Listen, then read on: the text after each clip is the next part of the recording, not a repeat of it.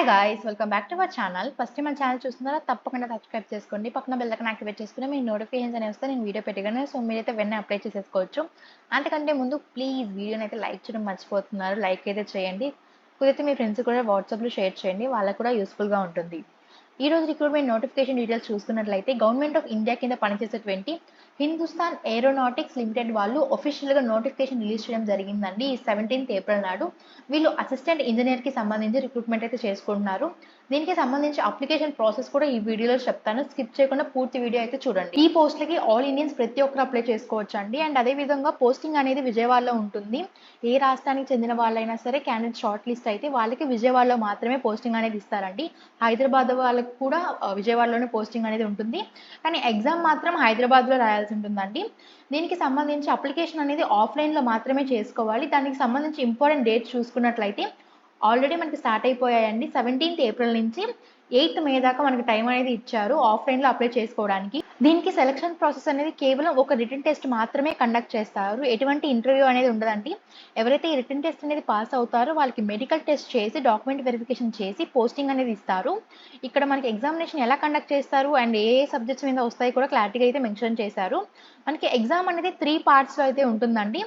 First వచ్చేసరికి అన్ని multiple questions అయితే ఉంటాయి. పార్ట్ 1లో 20 క్వశ్చన్స్ ఉంటాయండి జనరల్ అవేర్నెస్ మీద. పార్ట్ 2లో 40 క్వశ్చన్స్ ఉంటాయి ఇంగ్లీష్ అండ్ రీజనింగ్ మీద. పార్ట్ 3లో మీరు ఏదైతే ఎడ్యుకేషన్ చేసి ఉంటారో ఆ ఎడ్యుకేషన్ మీద 100 క్వశ్చన్స్ అయితే ఉంటాయి. ఫర్ సపోజ్ మీరు ఏదైతే స్ట్రీమ్ చేసి ఉంటారో ఆ స్ట్రీమ్ మీద 100 క్వశ్చన్స్ అయితే ఉంటాయండి. సో ప్రతి కరెక్ట్ ఆన్సర్కి 1 మార్క్ అయితే ఇస్తారు.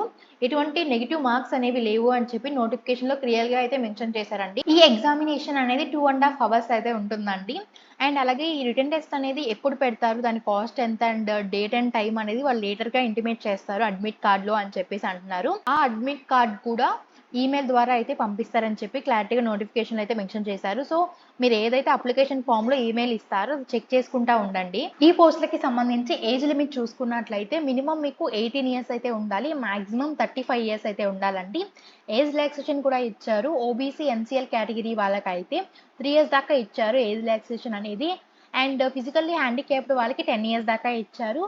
And state of Jammu and Kashmir during the period of అని చెప్పేసి ఈ పీరియడ్లో ఉన్న వాళ్ళకి 5 years దాకా ఏజ్ రిలాక్సేషన్ అనేది కేటాయించారండి.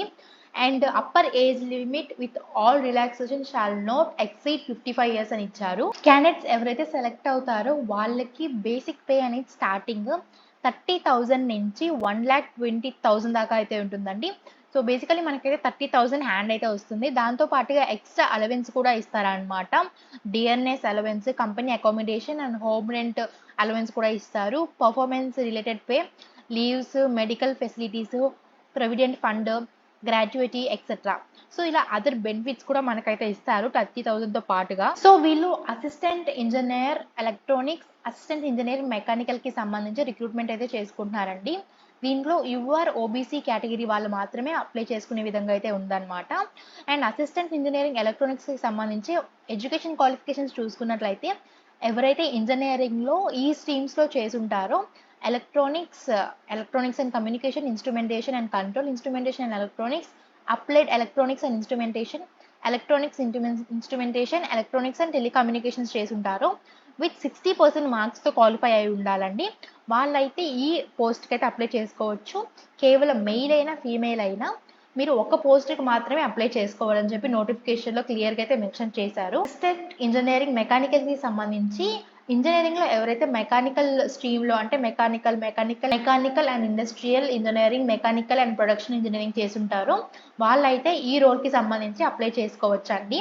సో ఎవరైతే ఎలిజిబిలిటీ క్రైటీరియా రీచ్ అయ్యి అప్లై చేసుకోవాలి అనుకుంటే అప్లికేషన్ ప్రాసెస్ కూడా పూర్తిగా చెప్తాను చూడండి. అప్లికేషన్ ప్రాసెస్ చూసుకున్నట్లయితే నోటిఫికేషన్లోనే మనకి పేజ్ నెంబర్ 9, 10, 11.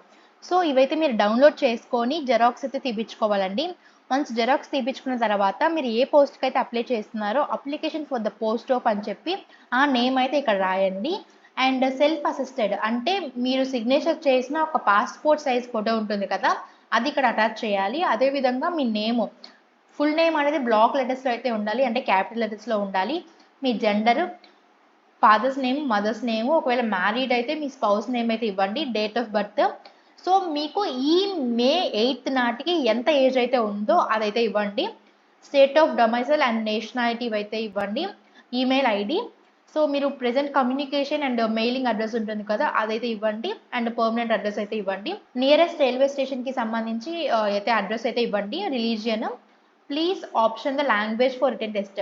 మీరు హిందీలో రాయాలి అనుకుంటున్నారా, ఇంగ్లీష్లో రాయాలి అనుకుంటున్నారా, ఎగ్జామ్ అనేది క్లిక్ చేయండి ఇక్కడ. So where you domicile of and Jammu and Kashmir during the period of. So ఈ పీరియడ్లో మీరు డొమైసైల్ ఆఫ్ జేఎండ్కేనా అంటే జమ్మూ అండ్ కాశ్మీర్ అని అడుగుతున్నారు. ఎస్ అయితే ఎస్, నో అయితే నో అని ఇవ్వండి. ఒకవేళ ఎస్ కానైతే దానికి సంబంధించి సర్టిఫికేషన్ అనేది ఉంటుంది, అది మీరైతే ఎగ్జామినేషన్కి తీసుకెళ్ళాలన్నమాట. అండ్ మీ క్యాస్ట్ని సర్కిల్ చేయమని చెప్తున్నారు. మీరు ఫిజికల్లీ హ్యాండిక్యాప్డ్ అయితే ఎస్. సో మీరు దేనికి సంబంధించి ఫిజికల్లీ హ్యాండిక్యాప్డ్ అదైతే డౌన్ చేయండి.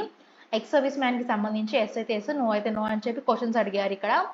సో మీరు ఇంతకు ముందు కానీ హెచ్ఏఎల్కి సంబంధించి రిటన్ టెస్ట్ కానీ ఇంటర్వ్యూ కానీ అటెండ్ అయ్యారా? అటెండ్ అయితే దానికి సంబంధించి ఏ పోస్ట్కి ఏ ఇయర్లో రాశారు ఎగ్జామ్ అనేది, ఏ మంత్లో రాశారు, ఎక్కడ రాశారు అని. నో అయితే ఏం ఫిలప్ చేయాల్సిన అవసరం లేదు. అండ్ మీ రిలేటివ్స్ కానీ హెచ్ఏఎల్లో వర్క్ చేస్తున్నారా? సో ఎస్ అయితే మీరు మొత్తం నేమ్, డిసిగ్నేషన్, డివిజన్ ఎక్సెట్రా అని చెప్పి మొత్తం ఫిల్ చేయాలి వాళ్ళకి సంబంధించిన డీటెయిల్స్. లేదు అంటే నో అని క్లిక్ చేసేయండి. సో మీరు ఏదైనా పొలిటికల్ పార్టీ కానీ organisation or participated in any political activities అయితే దానికి సంబంధించి డీటెయిల్స్ అయితే రాయండి. లేదు అంటే నో అని క్లిక్ చేస్తే సరిపోతుంది. అండ్ అలాగే మీరు ప్రెజెంట్ ఏమైనా వర్క్ చేస్తున్నారా? వర్క్ చేస్తున్నట్లయితే ఏ కంపెనీలో వర్క్ చేస్తున్నారు, ఎక్కడ వర్క్ చేస్తున్నారు, ఎప్పటి నుంచి వర్క్ చేస్తున్నారు, మీకు ఎంత పే ఉంటుంది అండ్ బేసిక్ పే ఎంత, డిఏ, హెచ్ఆర్ఏ ఇవన్నీ అడుగుతున్నారు. లేదు అంటే ఇవేం ఫిల్ చేయాల్సిన అవసరం లేదు. లాస్ట్లో మీ ఎడ్యుకేషన్ క్వాలిఫికేషన్ అయితే అడుగుతున్నారండి. ఎడ్యుకేషన్ క్వాలిఫికేషన్ కూడా హైయెస్ట్ డిగ్రీ, ఇప్పుడు బీటెక్ చేసి ఎలిజిబిలిటీ కాబట్టి మీరు 10th, inter and BTech details మొత్తం అయితే ఫిల్ చేయాల్సి ఉంటుంది. So name of qualification with specialisation wherever applicable, institution, nature of the course, full time part time అని ఇవ్వాలి. డ్యూరేషన్ ఆఫ్ ద కోర్స్ ఎన్ని ఇయర్స్ చేశారు, సబ్జెక్ట్, క్లాస్, ఎన్ని marks వచ్చాయి, marks obtained, percentage, month of a ఇయర్లో pass అయ్యారు అని చెప్పి అడుగుతున్నారు. అండ్ అలాగే ఒకవేళ మీకు కానీ ఎక్స్పీరియన్స్ ఉన్నట్లయితే ఇది ఫిల్ చేయండి. లేదు అంటే లైట్ తీసుకోండి. ఒకవేళ మీరు కానీ సెలెక్ట్ అయితే ఇమీడియట్గా జాయిన్ అవుతారా అంటే నెక్స్ట్ వీక్ జాయిన్ అవుతారా, నెక్స్ట్ మంత్ జాయిన్ అవుతారా, ఎప్పుడు కన్వీనియంట్గా ఉంటుందో మీకు జాయిన్ అవ్వడానికి అని చెప్పి ఇక్కడ అయితే ఫిల్ చేయండి. అండ్ మీరు అప్లికేషన్కి ఫీజు ఉంటుంది కదా, అదైతే డీడీ తీయాలండి. దానికి సంబంధించి డీటెయిల్స్ నెక్స్ట్ చెప్తాను అప్లికేషన్ ప్రాసెస్ తర్వాత. సో ఆ డీడీ ఎంత పే చేశారు, డీడీ నెంబరు, డేట్ అవన్నీ ఫిలప్ చేయాలి ఇక్కడ.